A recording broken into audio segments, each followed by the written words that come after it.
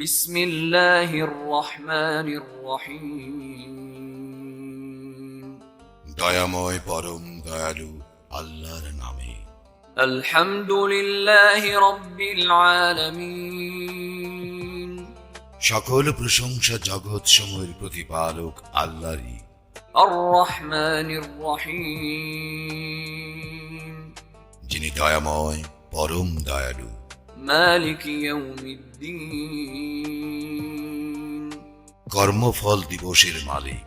إياك نعبد وإياك نستعين আমরা শুধু তোমারই ইবাদত করি, শুধু তোমারই সাহায্য প্রার্থনা করি। اهدنا الصراط المستقيم আমাদেরকে সরল পথ প্রদর্শন করো। صراط الذين أنعمت عليهم غير المغضوب عليهم ولا الضالين